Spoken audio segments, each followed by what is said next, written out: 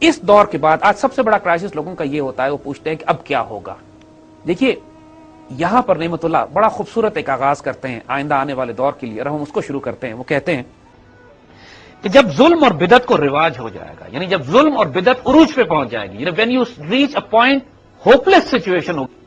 اس کے بعد اللہ کی مدد آتی ہے. تو کہتے ہیں جب بدعت اور ظلم رواج پا جائے گا، اس وقت مغرب کا بادشاہ ان کو دفع کرنے کے لیے، ان مصیبتوں مشکلوں پریشانیوں کو دور کرنے کے لیے حکومت اس کے ہاتھ میں آ جائے گی. مغرب سے مطلب مغربی پاکستان آئے گا. اب یہ چینج پولیٹیکل پروسیس سے آتا ہے، سوشل ریولوشن سے آتا ہے، سول ڈس اوبیڈینس موومنٹ سے آتا ہے، ملٹری ٹیک اوور سے آتا ہے. اٹ از امیٹیریل کہ جب پوائنٹ آف ایسی ڈیسپریشن آ جائے گی تو somebody will wake up and nation will get together, they will make them as leader. اور وہ اس کرائسس میں تاریخ اس بات کی گواہی دیتی ہے کہ جب ڈیسپریشن کی آخری حد ہو جاتی ہے تو جو آدمی اس وقت سٹینڈ لے رہا ہوتا ہے، the one who is standing، جب خلافت عثمانیہ ٹوٹ گئی اور پورے ترکی کے وجود کو خطرہ پڑ گیا، the person who stood up اس زمانے میں جس کی بہادری کے بڑے چرچے مشہور ہو گئے ترکی میں، غلط یا صحیح، مصطفیٰ کمال اتا ترک تھا. اور ترکش قوم نے اس ڈیسپریشن میں اسی سے کہا کہ آپ سامنے آ جائیے and you take charge of the situation. اسی طرح جو نعمت اللہ کہتے ہیں کہ اس ڈیسپریٹ سچویشن میں پاکستان کی اللہ کا کوئی ولی، کوئی درویش، کوئی ایک ایسا جلیل القدر بندہ مومن، اختیار اور طاقت اور اقتدار اس کے ہاتھ میں آ جائے گا، وہ he'll take charge and he'll take command. یعنی پہلی خوشخبری تو یہ ہے کہ مایوس مت ہوئیے، ایک نئی لیڈرشپ اللہ کی طرف سے ایک آزمائش کے بعد آئے گی. جب بہت سخت آزمائش میں ہوگی تو آزمائش سے گھبرانا نہیں ہے، ہولڈ یور گراؤنڈ، یہ کہ مغرب کے مسلمانوں پر اللہ کا فضل ظاہر ہونا شروع ہو جائے گا. رائٹ. فیسنیٹنگ. آیت بدست عیشاں مردانے کارخانہ کہ مغرب کے مسلمانوں پر ایسی لیڈرشپ آ جائے گی، ایسے لوگ مل جائیں گے، ایسی کیبنٹ آ جائے گی، ایسے منسٹرز آ جائیں گے کہ جو کام چلانے والے لوگ ہوں گے، جو کام کرنے والے لوگ ہوں گے، ڈیئرنگ لوگ ہوں گے، who will deliver. حضرت علی کے شعروں میں سے ایک شعر پیدا ہوگا کہ دین کا حمایتی ہوگا، ایک مسلمان مجاہد ہوگا، ایک وہ شخص ہوگا جو اپنی دین کی عزت اور آبرو کے لیے سٹینڈ بھی لے سکتا ہے، جان بھی دے سکتا ہے، اور پاکستان کا محافظ ہوگا کہ اپنی امداد کے لیے شمال مشرق سے مدد حاصل کریں گے، جس کی وجہ سے ان کو آئندہ فتح حاصل ہوگی. دیکھیے پاکستان کا شمال مشرق میں چائنا ہے. ایک عجیب و غریب وہ بات کرتے ہیں، باہر سے آنت خود از سمت کچھ شمالی آید برائے فتح امداد غائبانہ، ایک غائبانہ طور پر، یعنی چائنا کے اسٹریٹجک انٹرسٹ پاکستان کے ساتھ اس طرح ریلیٹ کر جائیں گے کہ چائنیز خود ڈیسپریٹ ہو کے کہیں گے کہ چائنیز خود ڈیسپریٹ ہو کے پاکستان سے کہیں گے کہ we want a strategic alliance with you, جو چاہیے آپ بتائیں ہم آپ کو دیتے ہیں. آلات حرب و لشکر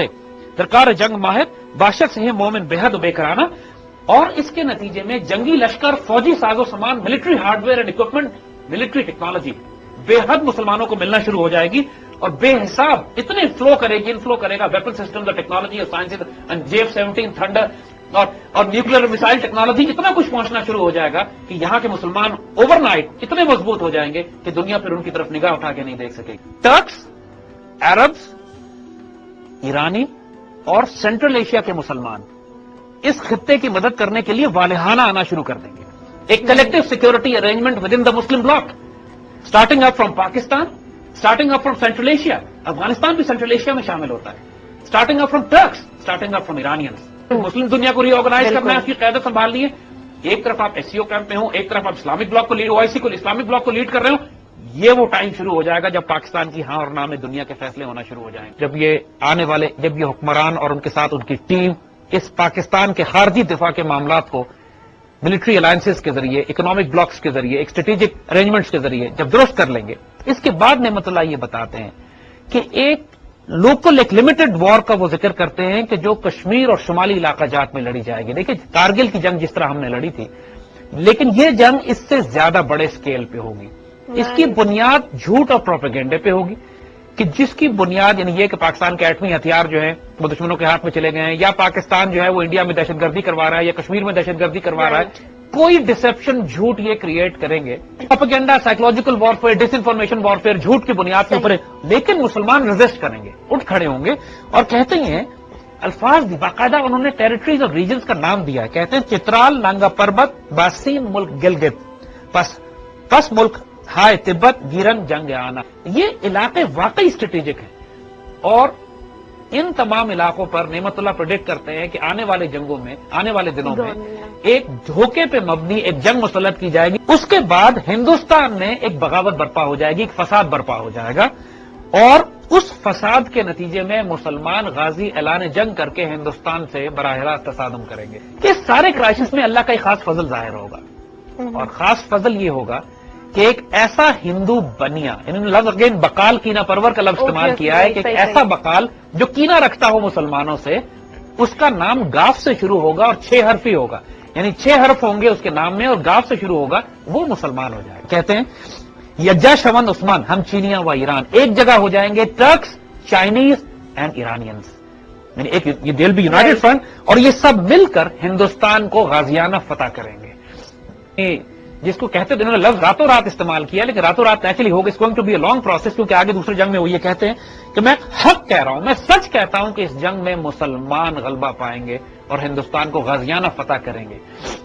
حضور صلی اللہ علیہ وسلم کی ایک حدیث شریف بھی یہی ہے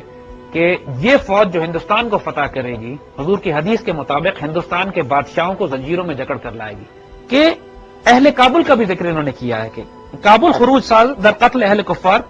کفار چپ راہ سازن بسے بہانہ. کابل کے مسلمان بھی بے دریغ نکل آئیں گے باہر کفار کے خلاف جنگ کرنے کے لیے، اور کفار کا حال یہ ہوگا کہ ہر ہیلے بہانے سے پیس ڈیل کرنے کی کوشش کریں گے کہ بہانہ پیس ڈیل ہو جائے، یو این میں بھاگے جائیں گے، الائنسز کرنے کی کوشش کریں گے، ڈائیلاگ کی بات کریں گے، کانفیڈنس بلڈنگ میجرز کی بات کریں گے. کفار ہر ممکن کوشش کریں گے کہ کسی طرح ان کی جنگ نہ ہو، اس جنگ سے یہ جان بچا کے نکل جائے. ہم نے حساب ان کے ساتھ بڑے پرانے حساب برابر کرنے، یہ روئیں گے اپنے اس دن کو جس دن یہ پیدا ہوئے تھے، اگر چھیڑ دیا انہوں نے ہمیں اور ہم نے فیصلہ کر لیا کہ اب ہم ان کے پاس جا کے ان کے ساتھ کیا حشر کریں گے اس کے بعد.